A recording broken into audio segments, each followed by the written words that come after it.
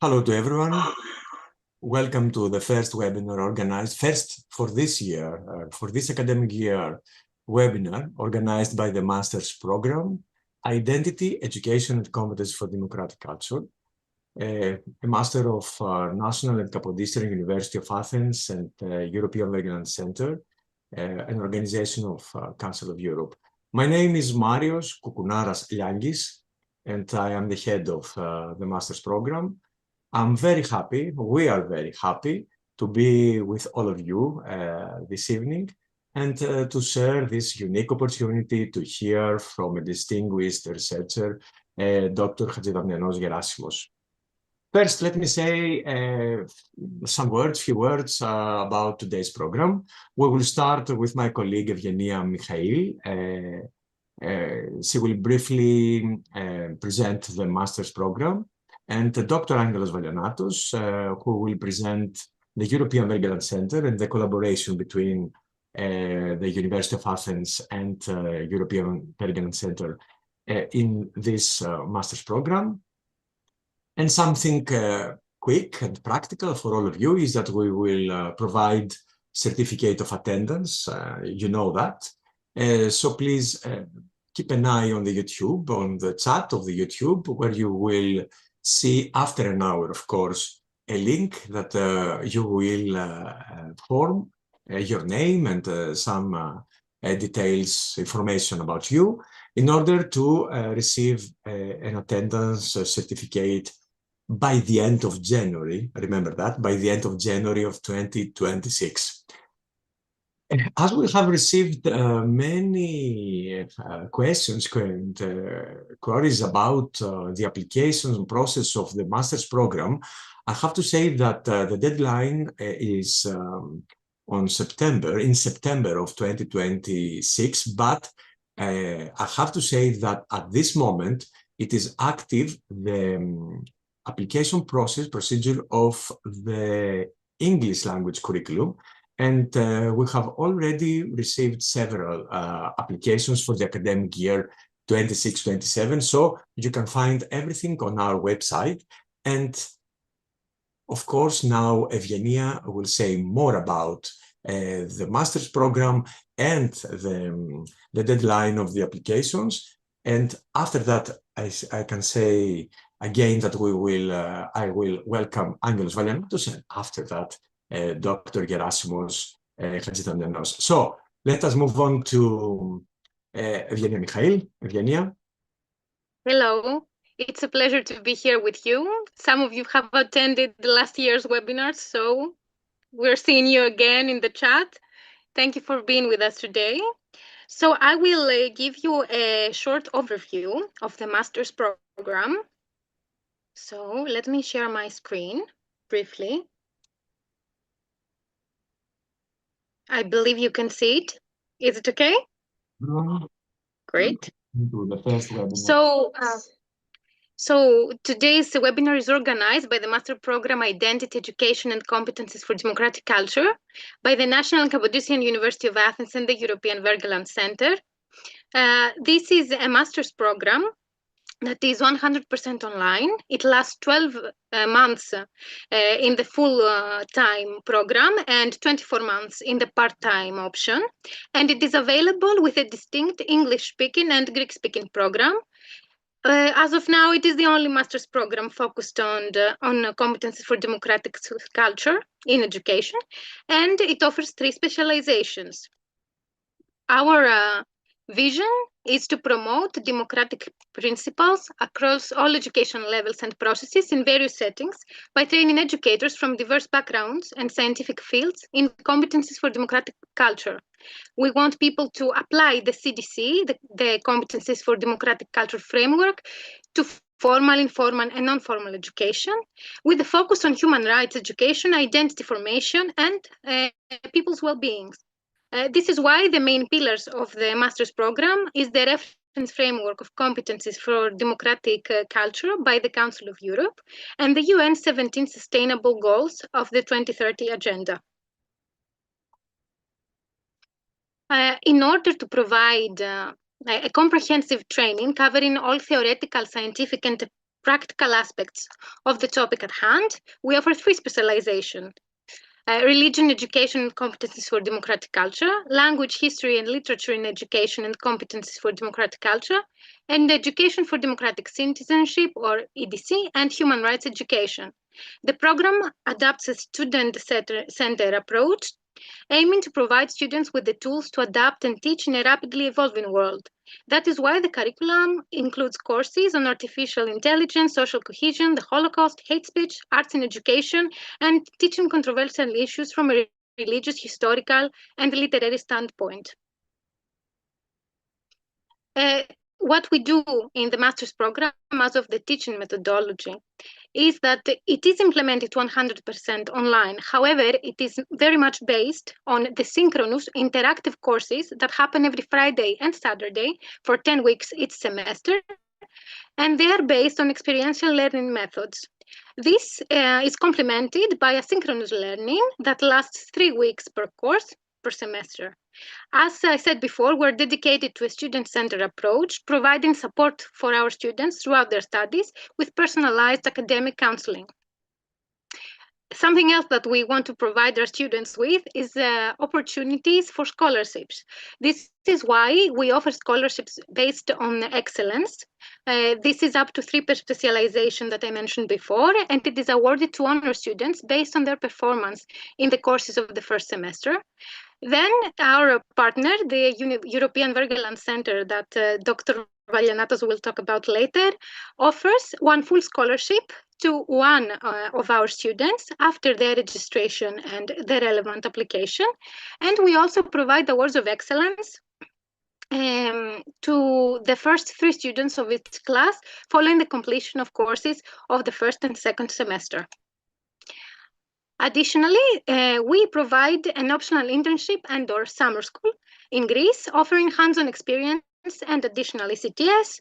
The summer school focuses on democracy, human rights, and education, and we hope to do this from next year onwards. Our vision is truly to empower our students to utilize democratic processes in their own teaching and form the next generation of policymakers that will make educational policies and curricula more democratic, not only in Greece, but around the world. As Dr. Liagis said before, applications are running all year long for our English program. So the deadline for the English-speaking program is next September, that is September 2026. For the Greek program, we will issue a call for applications early spring 2026, and this will be approximately in March. Our English and Greek-speaking curricula is a unique opportunity for students to come in contact with global distinguished scholars that will either be a part of our teaching staff or visiting professors during our webinars. So here is all the information about our website, the email that will also be in the description box on YouTube, and you can contact us if you have any inquiries about how we run the MA program, its specializations, and anything else you may need. Thank you very much, and I hope you have a lovely webinar. Thank you very much, Evgenia. Let's move on to Angelos Valianatos, and we are all ears, Angelos, to hear from you about EVC and how EVC is a partner in this master.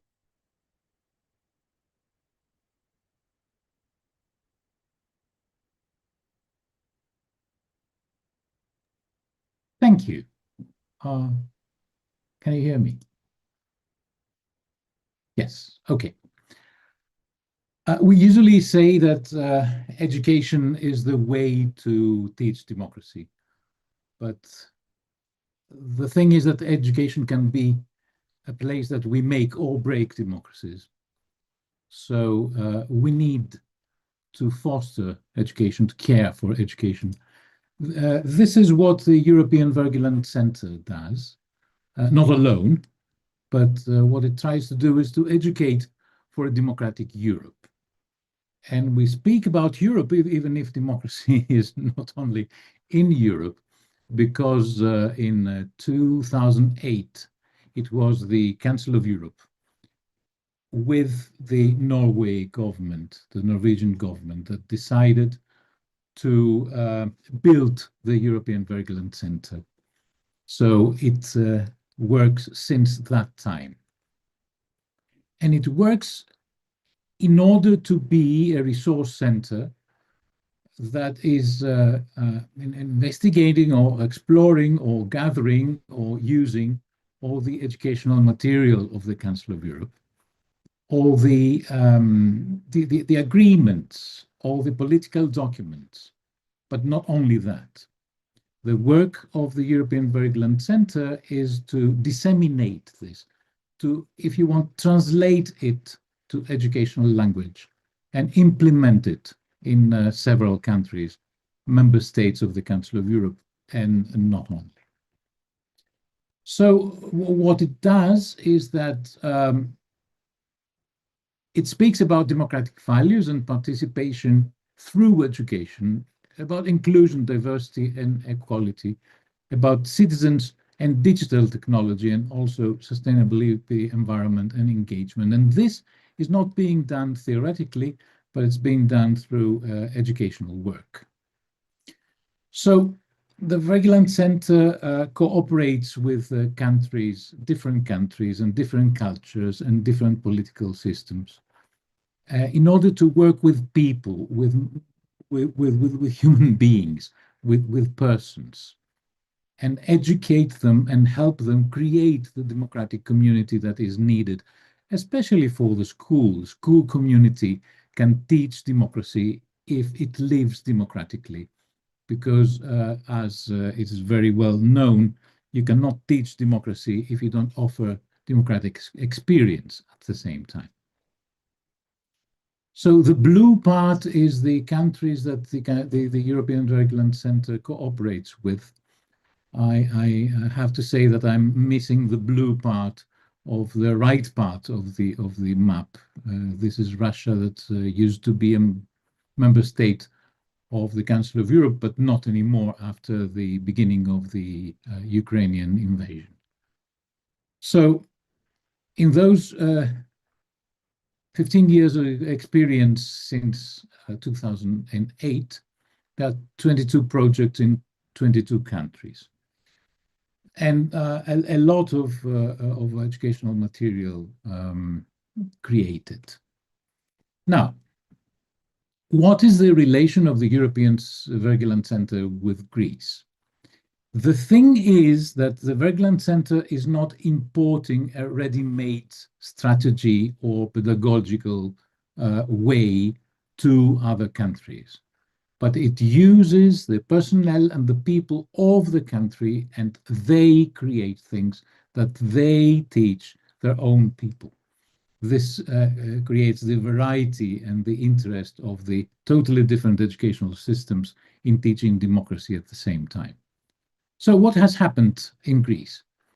Now we have the latest programs are those four: Schools for All, Classrooms Against Bullying, Artificial Intelligence, and our master's course.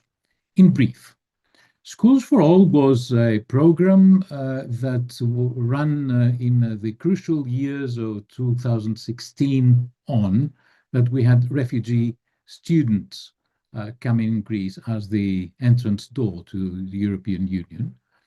There we cooperated with 134 schools, working with the educational staff and helping them in order to welcome or to the refugees, but not only that, but creating an inclusive school for every kind of vulnerability, the refugees included.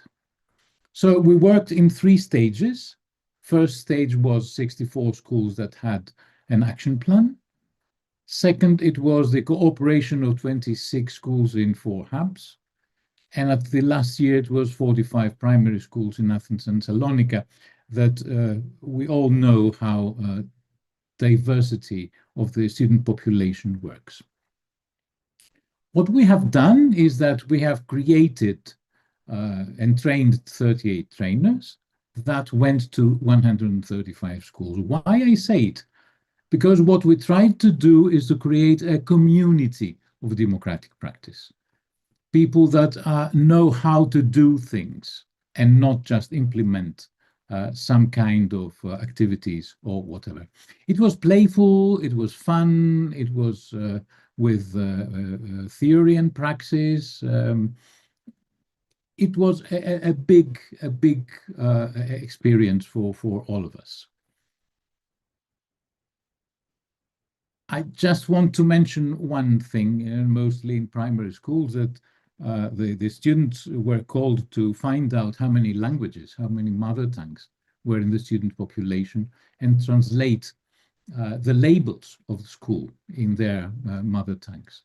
So the bathrooms or the toilets was one of the choices of the young students to translate, like this, the kiosk, was the second one. So, can you hear it? Okay, School for All was the title of the program. This is an event in a basic square, a park in Athens, just to give you an idea. We published the Schools for All, which was 31 basic activities of how to make your school inclusive. And another volume that is the good practices of the Schools for All that you can find online on the Wergeland Center site. I will not go through that, but I will say that the Greek version is digitalized, which means that it's free and open to use. You can choose what you want to do, what level of education, and what is your subject or issue, and you can find activities for yourself. Classrooms Against Bullying was a crazy idea that was based on the fact that the laws about bullying in the Norwegian educational system and the Greek educational system are totally different. So we had a group that visited the Norway schools, and then Norwegians came here, and we tried in a way to blend how to cope with the Norwegian way of dealing with bullying. This meant that some people went to Oslo and some people went to Athens, and then we had 2 teacher trainings in order to try, does it work or not? Well, it worked. The GAB, the Guide to Assessing Violence and Discrimination at School, was the outcome of this project. Very briefly, an artificial intelligence in education program with Democritus is going on. And this is after an Erasmus Plus of the that Professor Eliagis was had created, the Step Up DC, Student Teachers Practices for Democratic Culture. After the good experience of that, he decided, and the Wergeland Center agreed to cooperate for this joint master program. Why to have a research center or a resource center, the European Wergeland Center, with the University of Athens in a joint master's program? It is because, speaking about identity, education, and competencies for democratic culture, you need this door to the European society. And it's not only to get to know the others, but to participate in a community of practitioners and scientists that today and going on are working for a democracy in difficult and in not difficult situations. But it is learning from each other, actually, and it is bringing theory to practice in every day. It is the feeling of belonging, and the European Wergeland Center does exactly that. It's not only the possibility of working in one of the programs, and we are in front of a better future in working for democracy in education. But it is also that it is a center that gathers totally different people, a place that you can talk, search, find out, and share experience. And this is the open call of our masters, that once you pass the door, then you belong to this community that is so lively that you cannot think of. I'll stop here. Thank you. Thank you, Angelos. Thank you. Continuing your words, I have to say that for us, research and evidence are not luxuries for academics. They are research and evidence are part of what it means to be a democratic citizen today. And when research is transparent, systematic, and accountable, it helps us to build trust in knowledge, trust in institutions, trust in each other. This is why tonight's webinar is directly connected with our program's mission. Our webinar is titled Systematic Literature Reviews, the What's and How's for Transparent Research. It focuses on how we can read, synthesize, and present research in a rigorous and transparent way, using systematic methods and frameworks, such as PRISMA. It is therefore a great pleasure for me to welcome our speaker, Dr. Gerasimos Chatzidamianos, who is a clinical experimental psycholinguist whose work builds bridges between research, clinical insights, and community engagement. He is Associate Professor of Psychology and Communication in Mental Health at the American College of Greece, and he has more than 25 years of experience in different, of course, countries, educational settings, and age groups. His research focuses on human experience with particular emphasis on mental health and deafness, communication, and the social factors that shape well-being. I think that he has much to say because he has experience in UK, in Greece, and of course, teaching experience as an educator at the American College, the Manchester Metropolitan University in the UK, and the Hellenic Open University. Of course, I have to say that he is known for creating learning environments that empower students to think critically, engage with real-world challenges, and develop strong professional identities. This webinar is part of our wider effort within the master's program to equip our students and all of you who join us tonight with concrete tools for high-quality, transparent research. By learning how to design and conduct a systematic literature review, how to use structures, tools such as PRISMA, and how to report our methods clearly, we strengthen not only our academic work, but also the quality of public debate and decision-making in democratic societies. Dr. Chatzidamianos will guide us through the core concepts of systematic literature reviews, the key stages in the process, and the main tools and resources that can support us. And I'm very happy, Gerasimos, first of all, to thank you very much for being with us this evening and to give the floor to you. The floor is yours, and we are all ears to hear you for, I think, the next hour, almost an hour. Gerasimos. Well, to begin with, thank you very much for the very warm welcome. Thank you for the opportunity to be here with you today. Following that introduction that I have seen from the Wergeland Center and your program, I think that the systematic literature reviews combine all these characteristics and require all these skills to be performed that are useful not just for a researcher, not for an academic, not for a student. But if anything, systematic literature reviews require us to apply our critical thinking and engage with information critically, specifically in an era where information is spread widely, spuriously, I could say, and artificially. So knowing and finding a way to reach to the truth is often difficult nowadays. So the tools that we apply in systematic literature reviews, though, navigate between a rock and a hard place and try to reach out to this truth and find what is actually happening. What is the current status of knowledge in the phenomenon that we're interested in?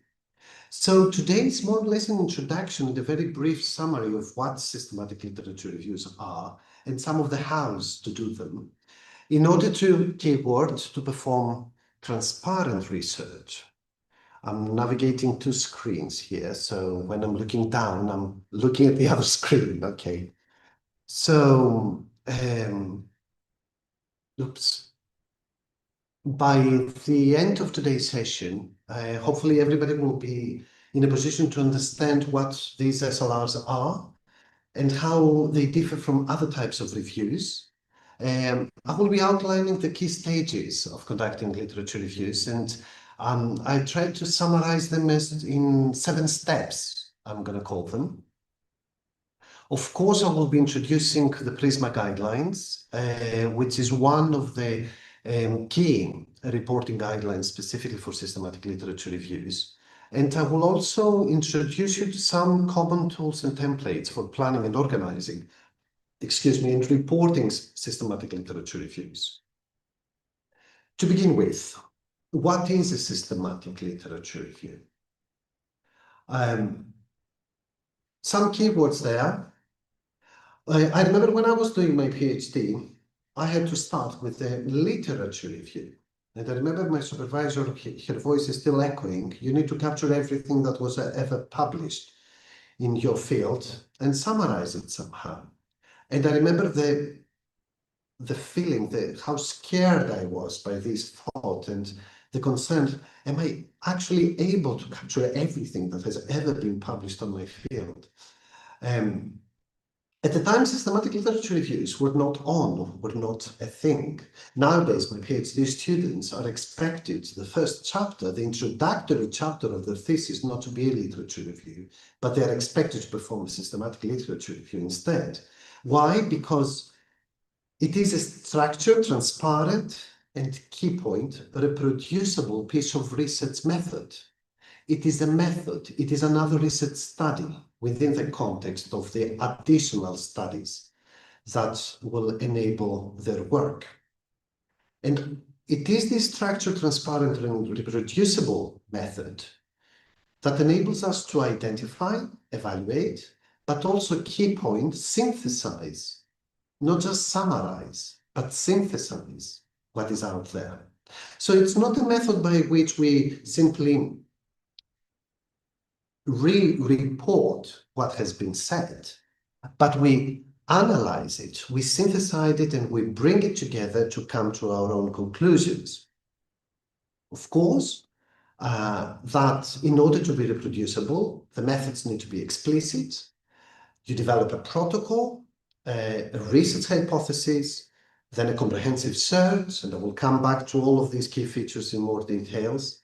And then, of course, we use transparent reporting and explain all the decisions that have been made in the process. The purpose: to produce a reliable and evidence-based summary of what is known, what is out there, but also what is not known about the topic of our interest.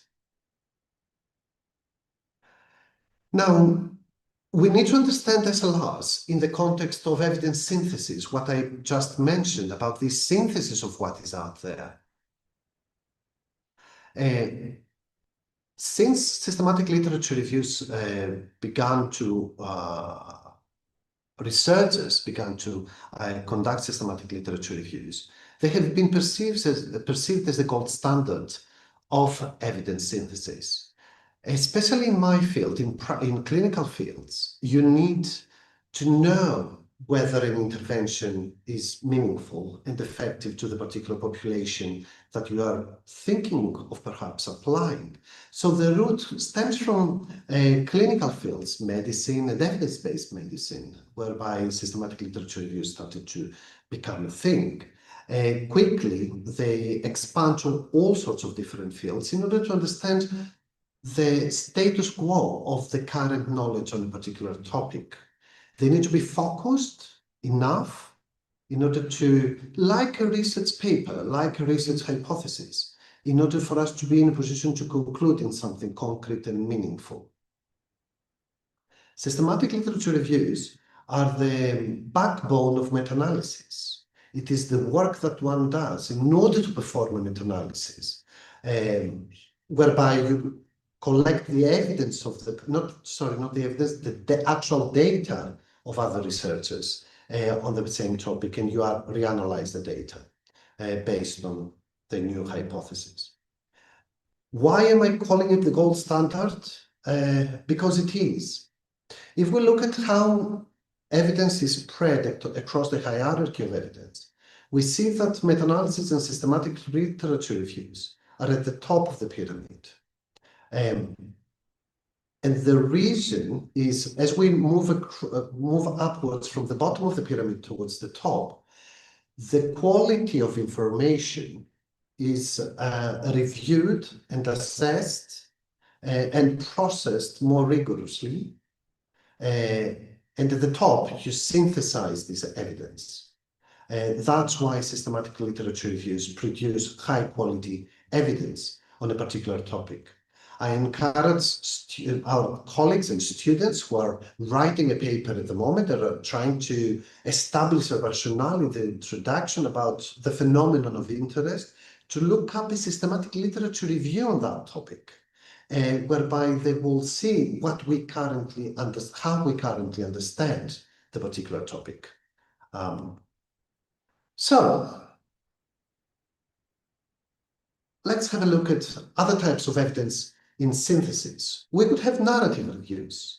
They are a bit less structured from systematic literature reviews and synthesize information not necessarily using the full cycle of the scientific thinking, whereby we generate an idea, we develop a protocol, we test that protocol through experimental testing, and we come to some conclusions, and those conclusions are always hitting a brick wall, because the more we find out, the more questions are being generated, and those questions are returning to the full circle, whereby we start testing another kind of questioning, line of questioning. Narrative reviews are less structured, so they don't complete this full cycle. We have scoping reviews, brilliant idea to perform a scoping review, especially in a field where not much has been done. So we can use the scoping review to map the territory. If we have, if our question relates to something that has never been done before, and there is some limited literature scattered across the globe, we could perform a scoping review to gather the evidence. Again, this is a bit less structured, but John Briggs Institute has developed beautiful guidelines as to how to perform a scoping review in a robust and scientifically relevant and valid way. Then we have some rapid reviews, which are accelerated reviews, systematic literature reviews. These are performed on hot topics. A lot of rapid reviews, unfortunately, we had to perform a lot of rapid reviews in the context of COVID, where all of a sudden, a lot of evidence were generated from right, left, and center. And we needed to quickly understand what is actually happening with the phenomenon. Yeah. And of course, we have meta-analysis, which is another type of evidence synthesis. This requires advanced statistical synthesis, advanced statistical analysis, and I would not recommend it for masters or PhD students, because the length of time it requires for a proper meta-analysis to be performed is not feasible in the context of masters and PhD students. So why should researchers and practitioners, educators, conduct systematic literature reviews? If anything, they fit the bill of any research project. You need to identify the gap in knowledge. You need that sparkle at the beginning. By identifying conducting a systematic literature review, you save the time from others wasting resources and time in conducting research that has already been done, because a systematic literature review will map it, will find it, will report it, will include it.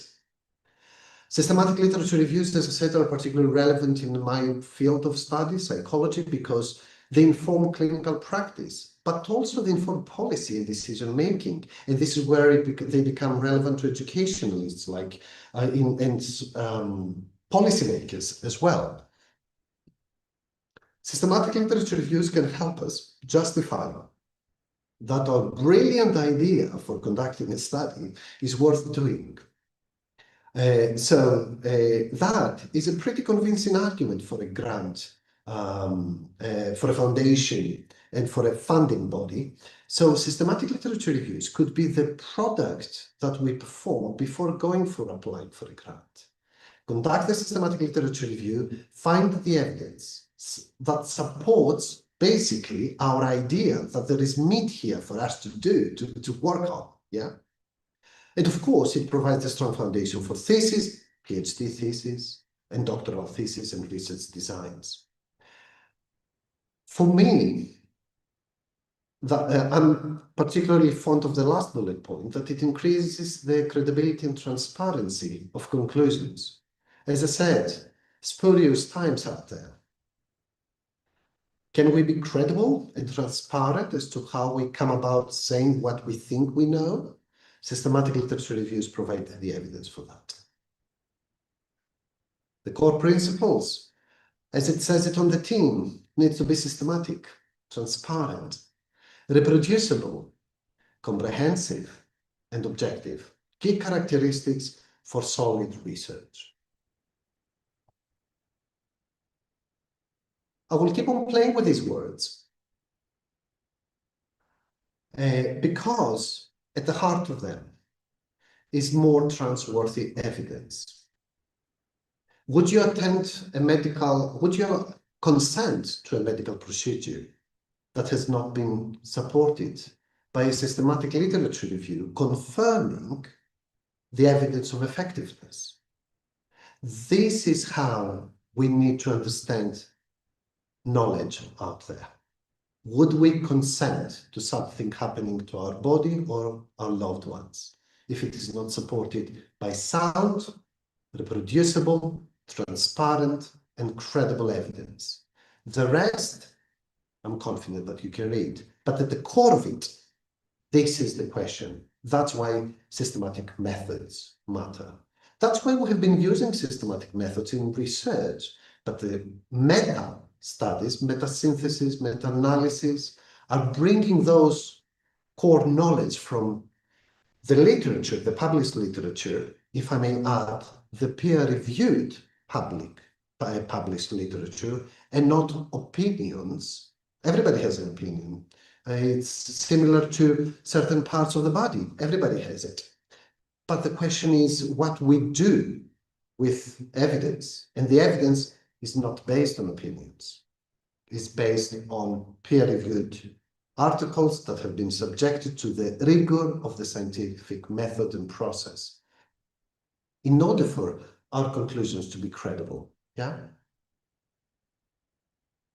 The bottom line of it all, systematic methods produce evidence that is dependable, auditable, and respected, and hence at the top of the pyramid that I showed you. One of the ways that we enhance this is by using the PRISMA guidelines.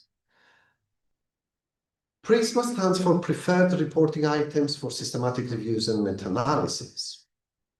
Transparency, again, reproducibility, again, and credibility, again. How PRISMA supports those 3 bullet points? PRISMA forces us somehow to use clear reporting of data sources, search strategies, eligibility criteria, inclusion, exclusion criteria, and decision-making processes. Research is all about decisions and justifications for those decisions, and PRISMA forces us to follow that suit. Then we need to produce a PRISMA flow diagram, which I'm going to show in a few slides. That shows exactly how many papers were processed and why some of them have been excluded, based on what? How did we apply the exclusion criteria? Then, of course, PRISMA forces the study, the systematic literature review, to be reproducible because it has this beautiful checklist. It contains 27 items, and we follow suit. And in my experience, academics, we are very good we're very compliant when we're given a template. And students too, if I may add. So there is a checklist.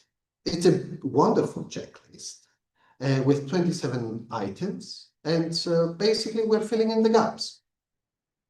As simple as that.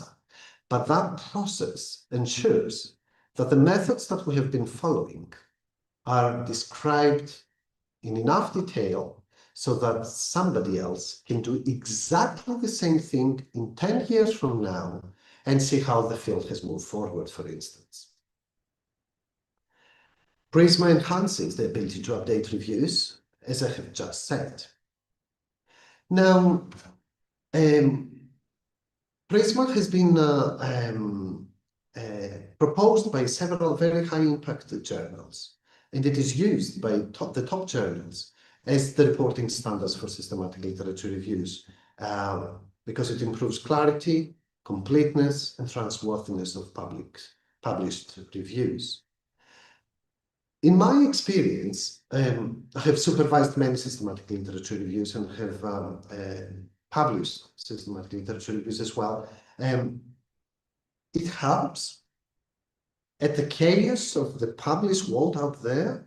Having such a beautiful template organizes my way of thinking. It organizes my way of practicing. So I know what I'm doing step by step. So it does make it easier. It does make it easier for the researcher, but it does make it easier for the reader as well to come to their own conclusions. Because if I'm conducting a systematic literature review, and Mario, you are conducting another systematic literature review, and we both use the same checklist as we are meant to be doing, I can read yours even if I'm not aware of your topic, and I can understand what exactly the evidence of your field suggests. I can interpret it. I can apply it. In other words, using that template, I can use my critical thinking and apply my critical thinking. PRISMA supports high quality evidence through the flow diagram, through the checklist, and because it adds value to the scientific method. It makes the review visible, reproducible, repeatable, and reliable. So, what makes our review systematic and not just a literature review? And I will focus on that. I will repeat that, not just a literature review, whereby we could commit the cardinal sin of selective reporting, evidence that is only fitting our goal, is only fitting our own hypothesis. What we will be doing in a systematic literature review will need to be predefined, predetermined through a structured protocol. That structured protocol can be submitted in databases and recorded, registered that, hey guys, I'm going to be doing this systematic literature review. Please keep that in mind, because don't waste your time doing it while I'm doing it. And that saves resources as well. By registering the protocol, however, I'm committed to a series of decisions, processes, and procedures. That is transparency. Of course, it is systematic because we are expected to use explicit and reproducible methods. The researcher is aiming and seeking constantly to minimize biases in every step of the way, and I will be coming back to that as the presentation unfolds. We are expected to develop a very comprehensive search strategy. Again, I will come back to that. Notes, a lot of notes of decisions during the process, which enhances the transparency of the process. And of course, it can be auditable and replicable. To me, that is why a systematic literature review is an ideal, perhaps, is one, not the ideal, one of the ideal ways of master's thesis for students, because the skills that they are required to perform are quite important for research-savvy graduates. As I said quite early on, a systematic review is a method-driven and not an opinion-driven process.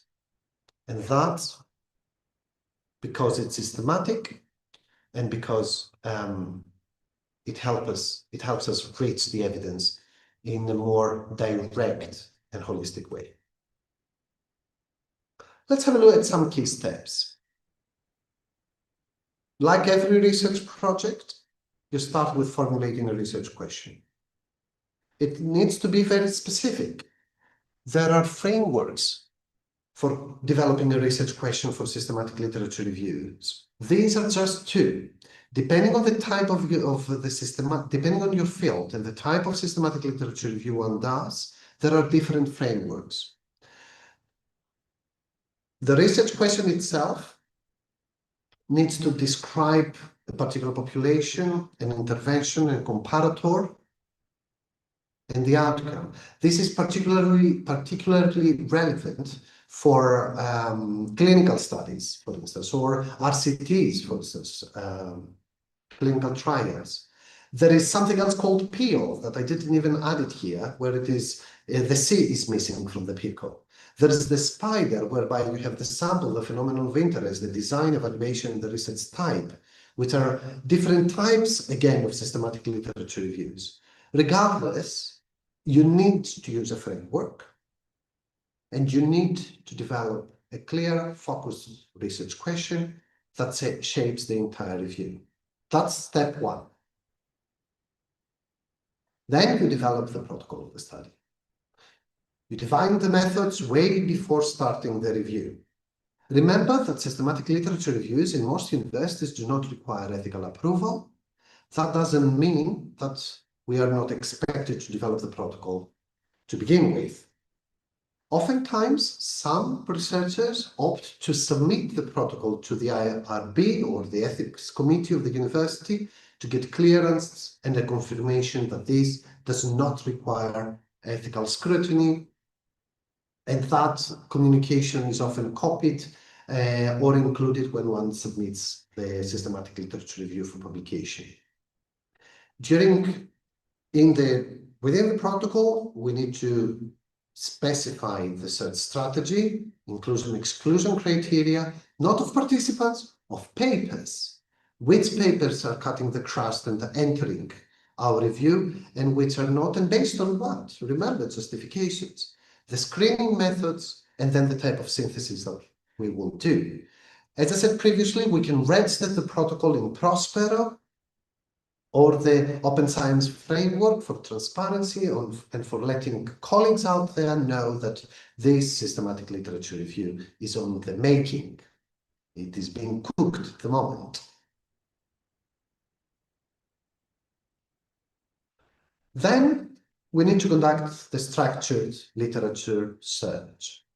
This is perhaps perhaps the second most challenging part, because identifying the keywords that will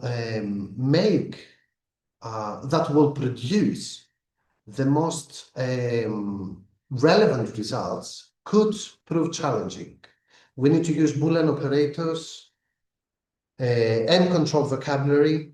Remember the terminology, oftentimes it is different in American English versus British English. The spelling could be different. We need to think of all of these challenges that we could perhaps encounter in the process. In a recent systematic literature review that we performed, One of our keywords is CODA, C-O-D-A.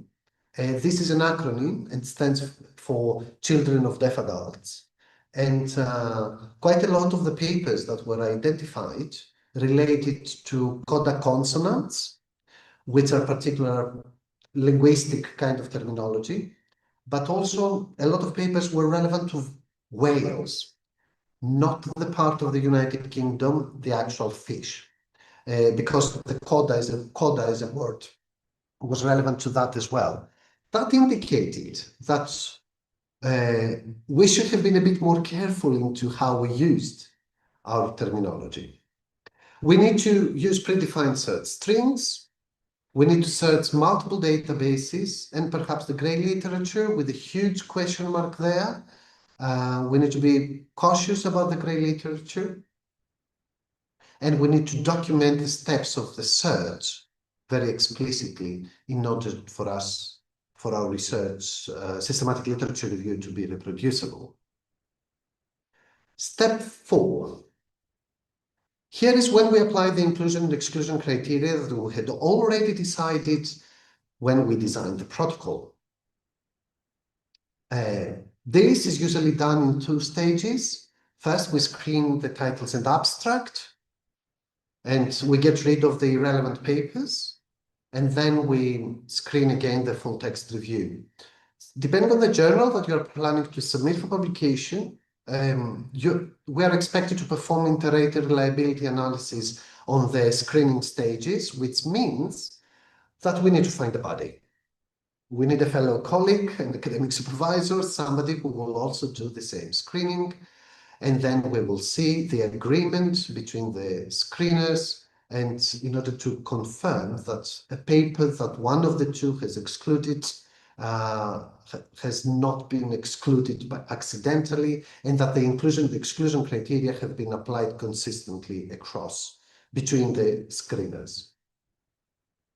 There are several tools, again, that we need to learn and use in order to manage the chaos of the papers, because at that point you might end up having about 2,000-3,000 papers that you need to screen. So at that stage, especially at the title and abstract screening, we need clever tools to work smart. We're going to be working hard anyway. It is a place for working smart at this point as well. Stages 5 and 6. Now that we have screened our papers, it is time to extract the data and manage the information. There are several data extraction sheets out there available, especially you can find those in the Open Science Framework. There are templates available in several tools that can be used for these processes.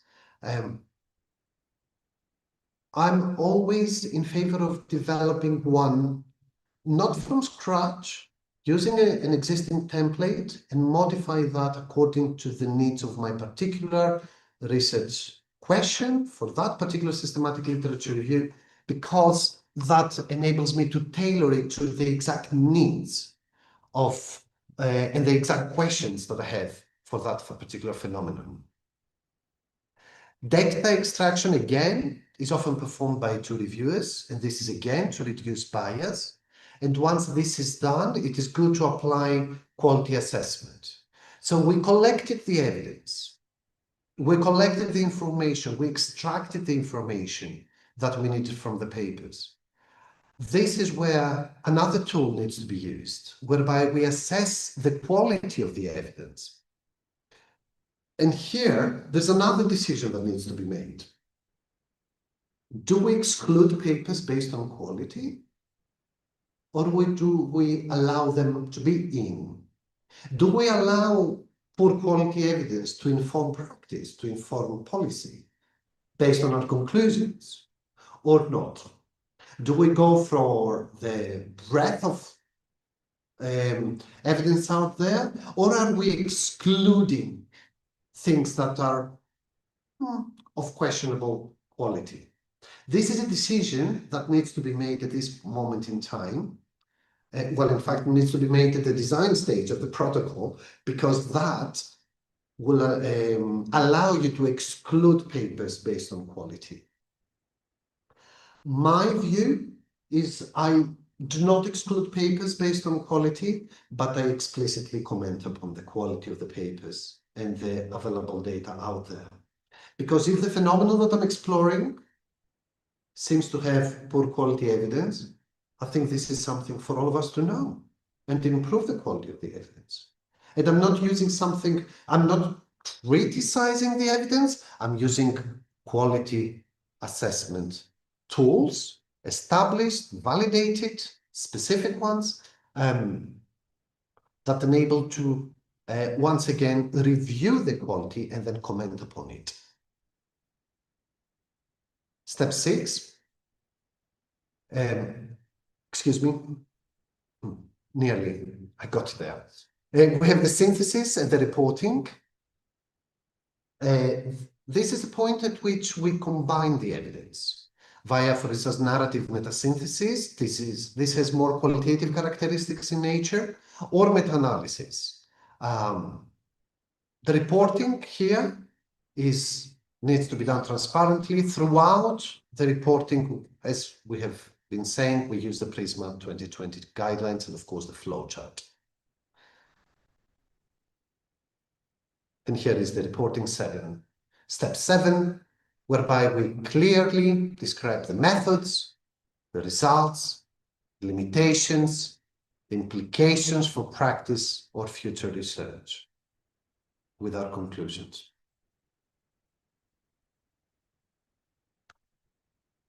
Here's a few more information about the differences between systematic literature reviews and narratives and scoping reviews, whereby the key point on the systematic literature review, it is protocol-driven. We need to have decided upon these methods in advance and then apply them.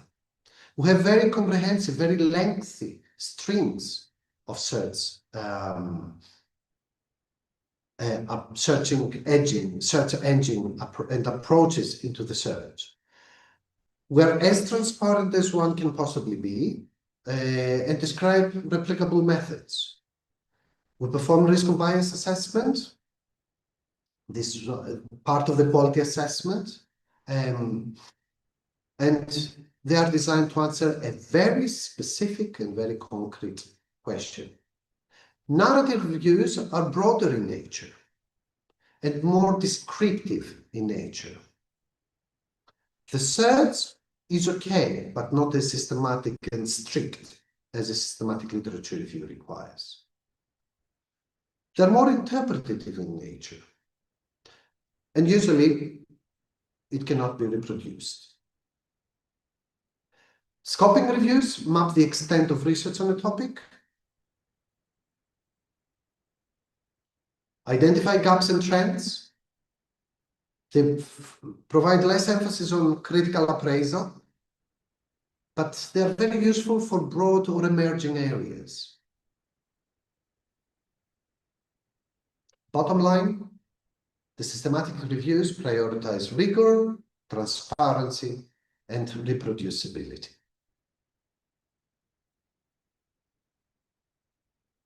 Let's have a look at PRISMA. We apply PRISMA not just for meta-analysis, for all SLRs, with or without a meta-analysis. As I said, a meta-analysis requires advanced statistical knowledge.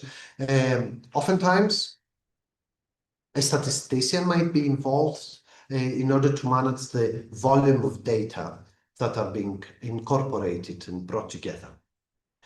The purpose of the use of PRISMA, you have heard me saying those words again and again, is clarity, transparency, completeness of reporting. They force us to provide a standardized structure for systematic reviews and helps readers evaluate the trustworthiness of methods and results. The checklist includes 27 items. These are relevant across the board. The PRISMA idea and the guidelines that the PRISMA forces us to follow need to be present in the title. in the abstract, in the introduction, method section, results, discussion, everywhere. The 27 items checklist forces us to follow a particular way of reporting all the information that we need to include in our systematic literature review. But can you give me a second, please?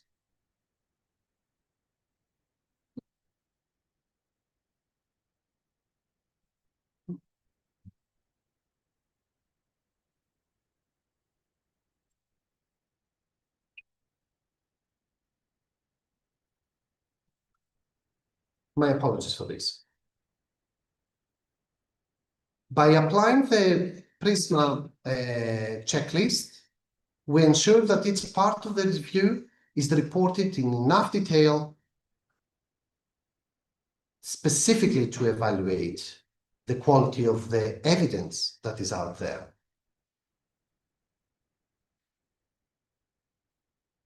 We are using the flow diagram of the process of the systematic literature review, within which we identify how many papers have been identified through the initial screening.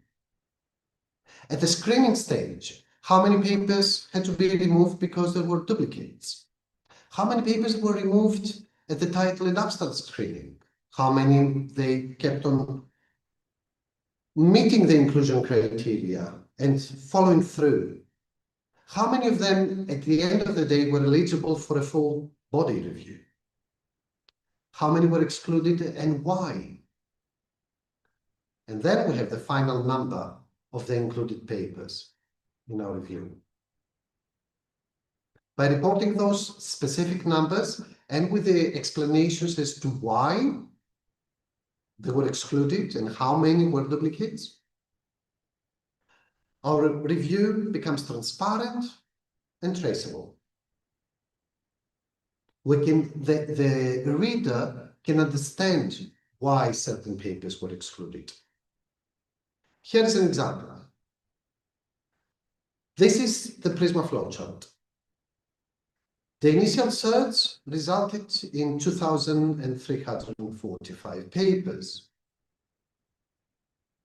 Quite a few were duplicates and they were removed.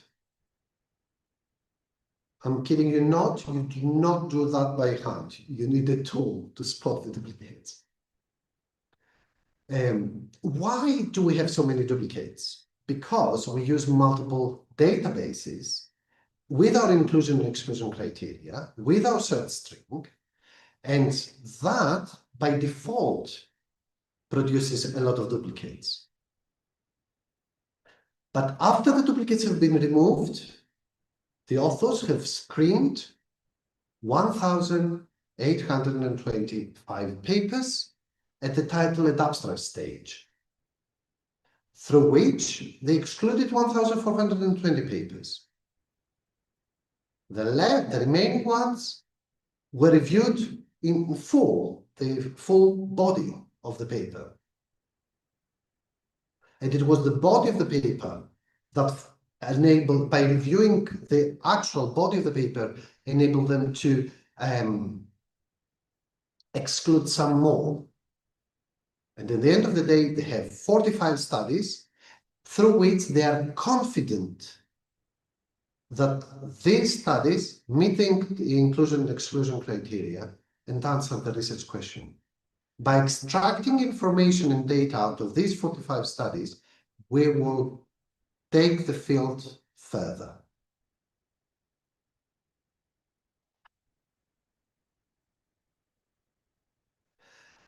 By using that approach and through the flow diagram, PRISMA encourages transparency.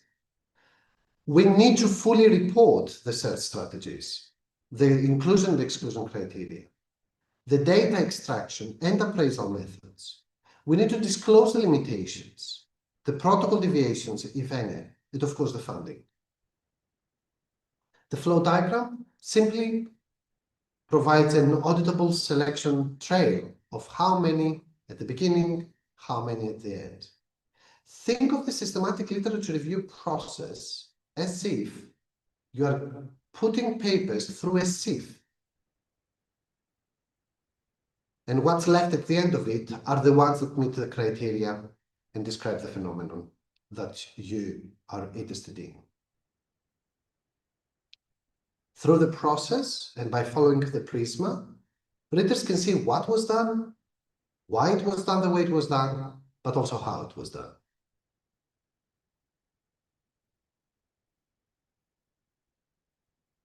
By following the details, the detailed description of the methods, documenting everything, providing all the information and all the steps that you have followed,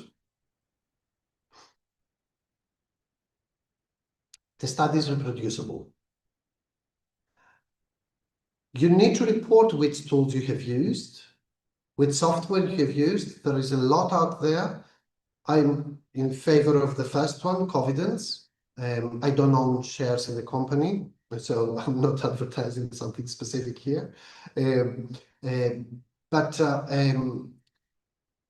I don't think I would be confident enough in my conclusions as to whether I followed the process as rigorously as it is being required had I not used particular tools where they enable me to be rigorous and ensure that I am.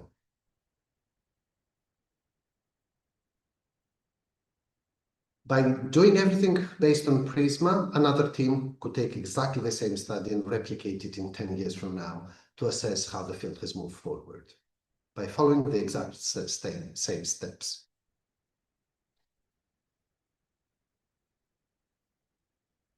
I've been saying that we need to report things based on PRISMA.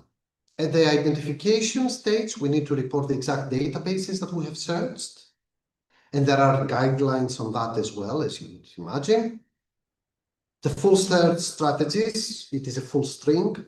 And how many numbers of papers, how many records of papers have been retrieved from its database. At the screening stage, we need to report the number of duplicates that were removed, the screening criteria at the title and abstract stage, and how many papers have been excluded.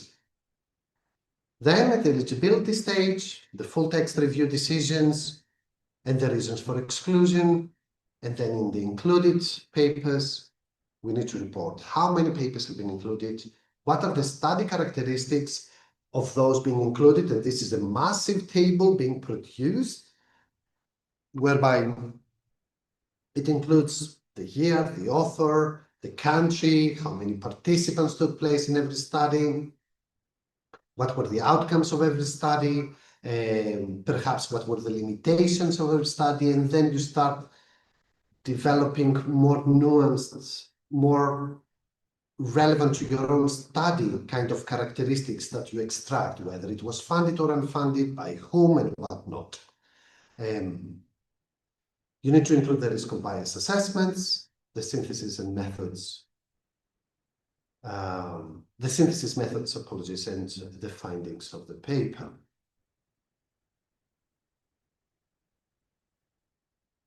Remember that the goal is to produce a complete and auditable trail for search, from search all the way to synthesis of evidence. There are so many steps in the process and so many things that could go wrong, that usually does go wrong.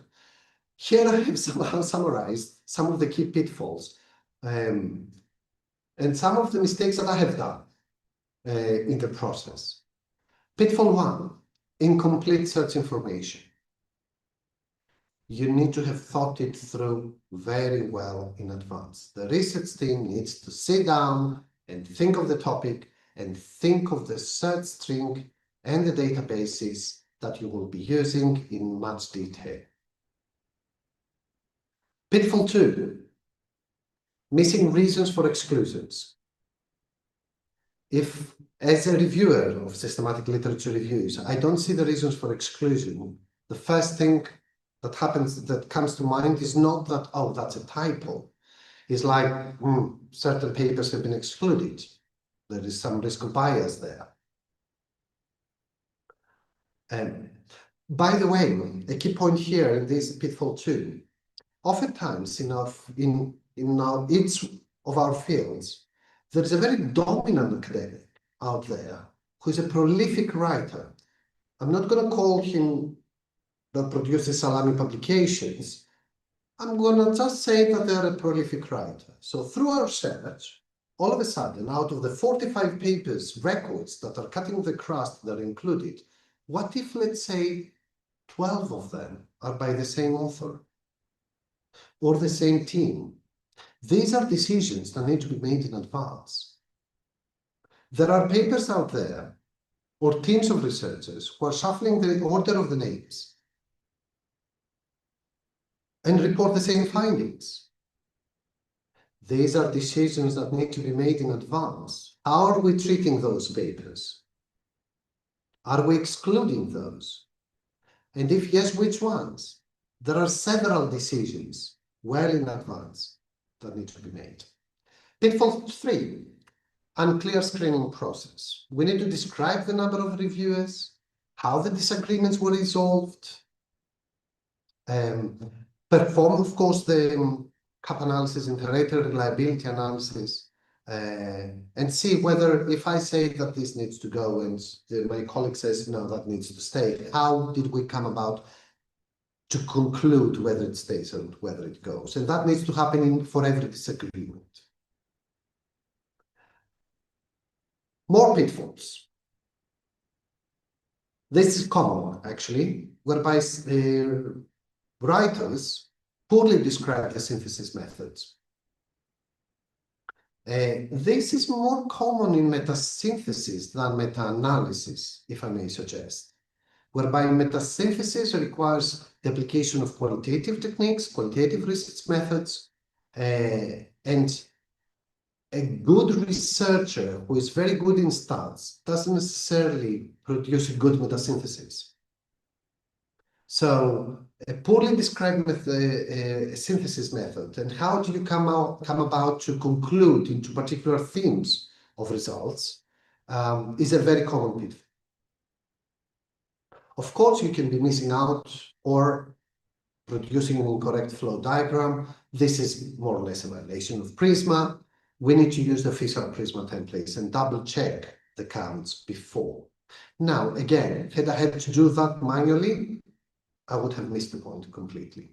The software that I have been describing and referring to produce the PRISMA flowchart automatically based on the records that you insert, you upload onto them, and based on the yes and no's and the decisions of the screening process, and they even perform the integrated reliability analysis of the reviewers. So these software are particularly relevant and particularly helpful.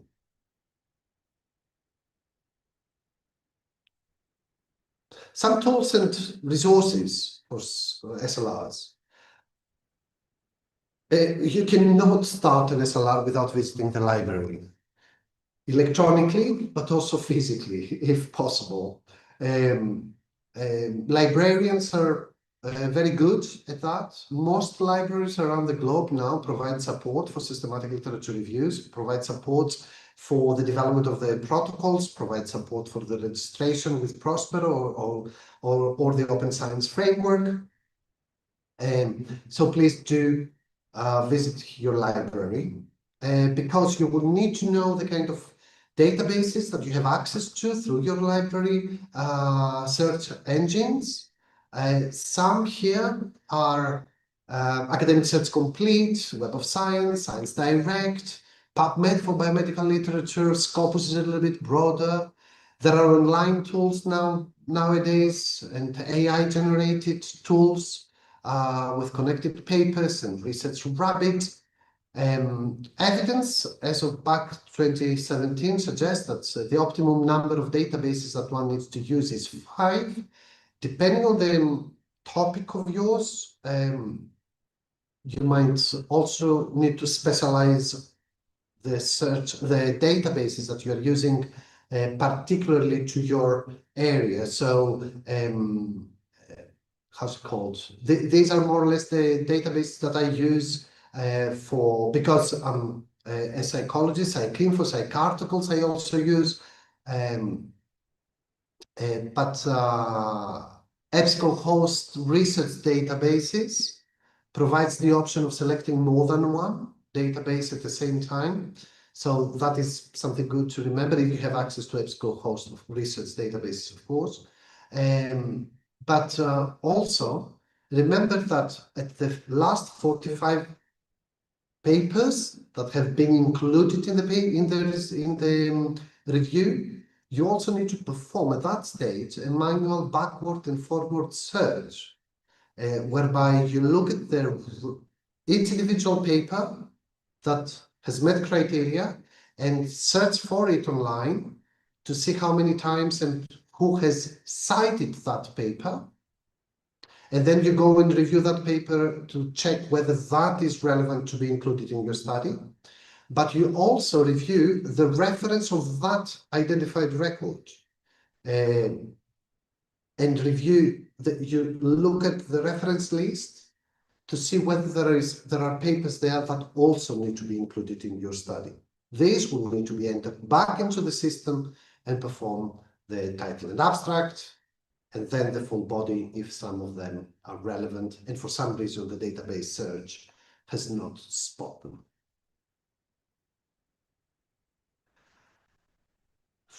Again, none of that perhaps is possible without using a reference management software. There is plenty available out there. I use the last one, Mendeley. It helps would do exactly the same, more or less the same things. By incorporating all the references in there, you can actually put those reference software management softwares are compatible with the other tools that I was referring to. So you can develop your libraries within those reference management software, and then feed the rest of the software that you're planning to use in order to perform the review.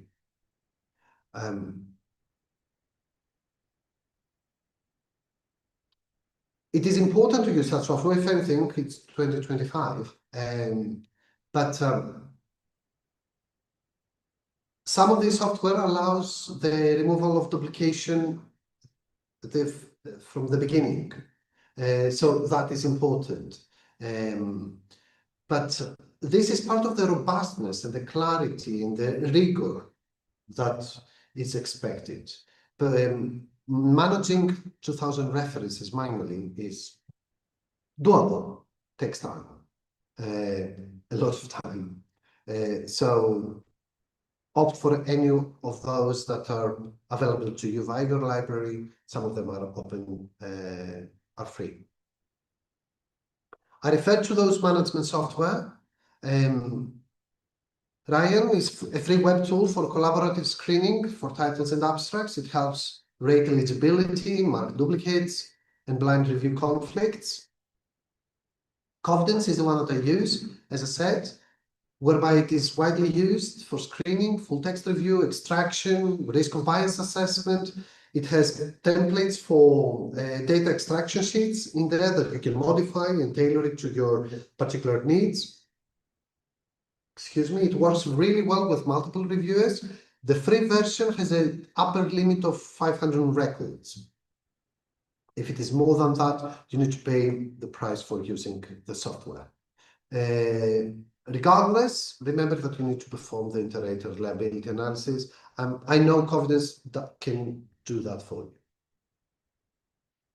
Again, by using tools, you streamline a seriously multi-stage process of screening and helps maintain, first of all, sanity, but also consistency, accountability, and reproducibility across the reviewers. I mentioned Prospero for registering studies. It's an international database for registering SLRs. And there's also the Open Science Framework that I have also mentioned previously. The PRISMA checklist can be found online. It is freely available. The same applies to the flow diagram. As I said, if you use data extraction management softwares. They often produce those automatically. There are several templates available that you can find in the Open Science framework and institutional repositories, specifically for data extraction. As I said, I encourage you to use a template, but then modify it according to the specifics of your own research. Keeping in mind that using already published, previously published, openly available templates ensures completeness and comparability across reviews and helps meet PRISMA reporting guidelines. Here is a summary of the 7 key steps, the cycle of the review, whereby we define the question, we develop the protocol, we develop a very comprehensive search strategy, then we screen, not just one person, we need a body in the process. We extract the data, we synthesize the data, we report using PRISMA, and then we go on holidays because we deserve it. That's about it for me, from me. I'm open to questions, but before doing so, I wanted to show you something.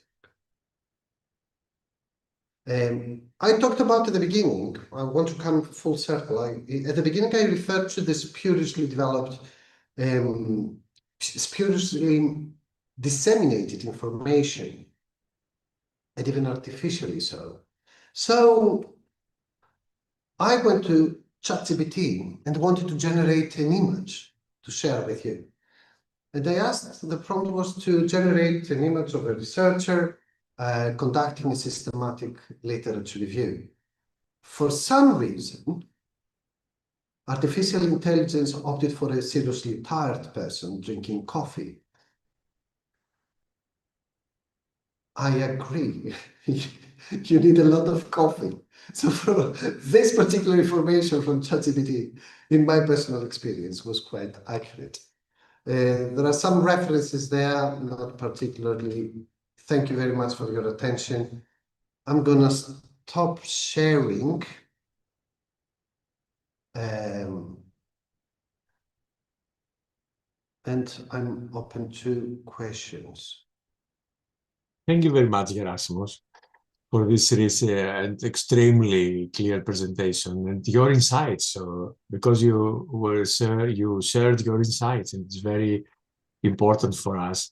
We have some minutes for discussion and questions, but we need help from FHEA.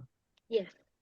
So I will be monitoring the chat, so you can ask any questions you have there. And we actually have our first question for our speaker, which is Dimitris says, I have a question, please. How is the PRISMA method applied in a long-term PhD study, given that the evidence base and relevant literature will inevitably change over the 4 to 5 years of the research?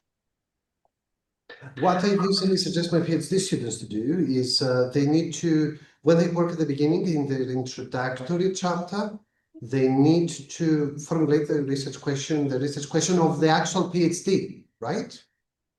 They need to formulate what the PhD will be about. In the process of developing that research question, I'm expecting them to perform a systematic literature review that will inform the development of the research study due to come.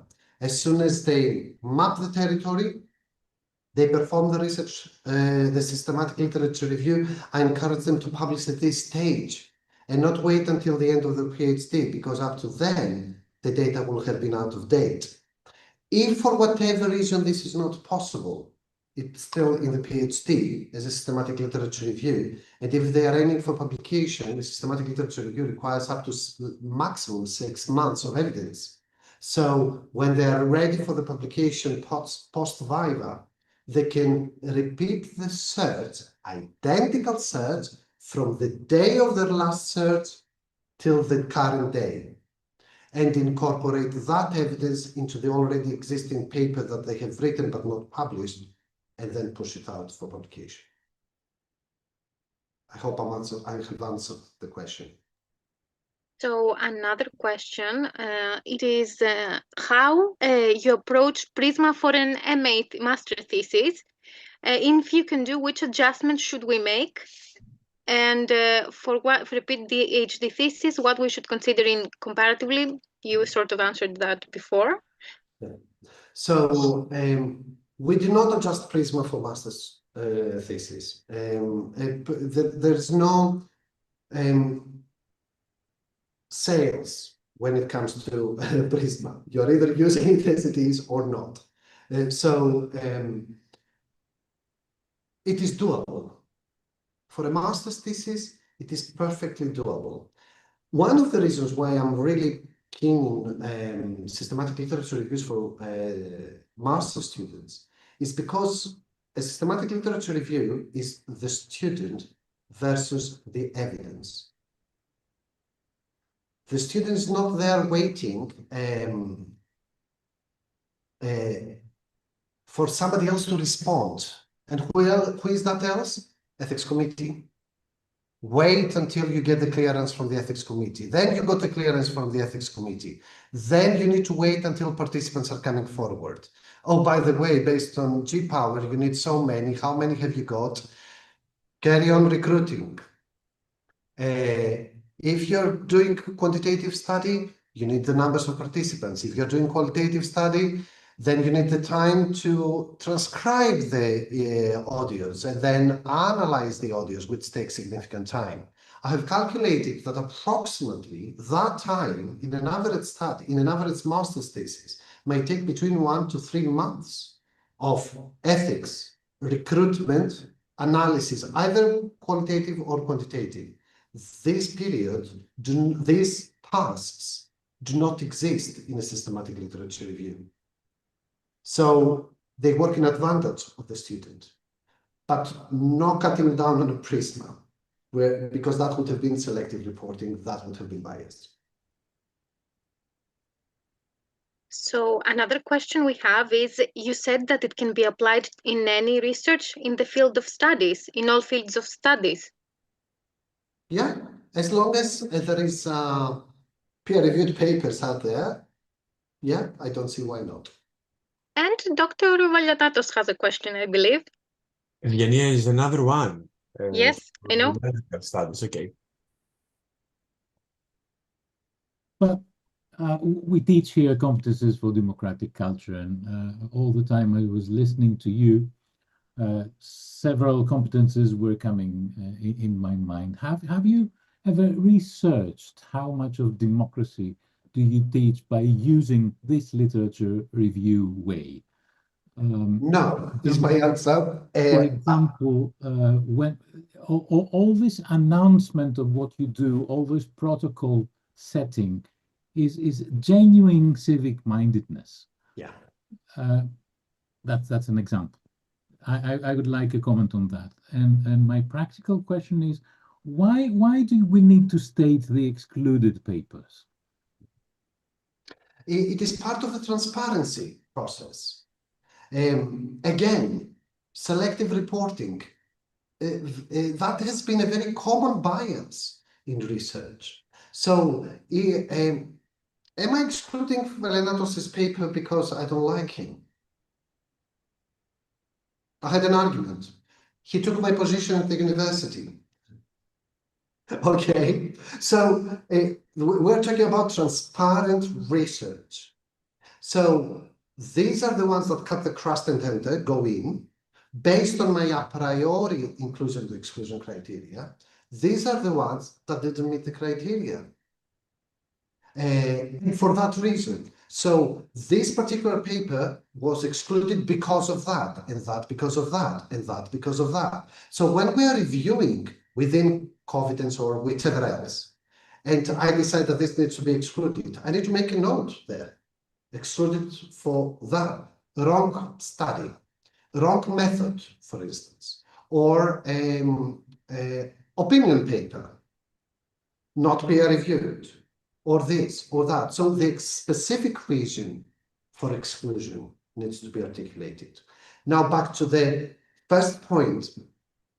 I don't explicitly, because I come in from a psychology background, but also special education background and psychology background. But what I find myself saying to my students is, by the end of my sessions, I want you to be critical thinkers more so than psychologists. Because by being critical thinkers, you can become psychologists.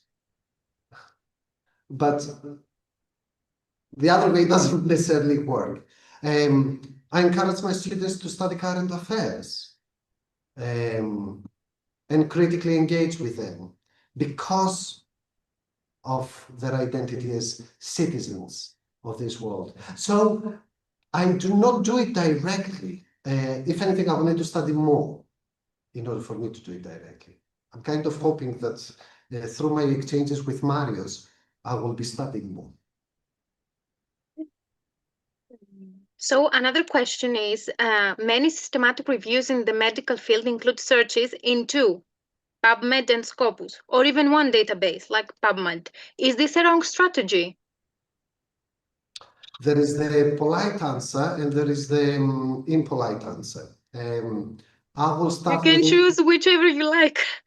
I will start with the impolite answer. Yes, it is the wrong one. Based on, again, justification. Why 5? If you read the paper that I alluded to, that I referred to, it is back from 2017. But they've done some research and they concluded that by including 5, the search accounts for approximately 93–95% of all published articles. My critical self makes me believe that the ones who did just one database did it in another one and they saw the duplicates and they were scared of how on earth are we trying to tackle this. That's why we use tools. Opt for 5. You're increasing your rigor of your study. It's like the conducting G power in quantitative research. And it says 110 participants. And then somebody else does it with 5. Not good enough. Underpowered study.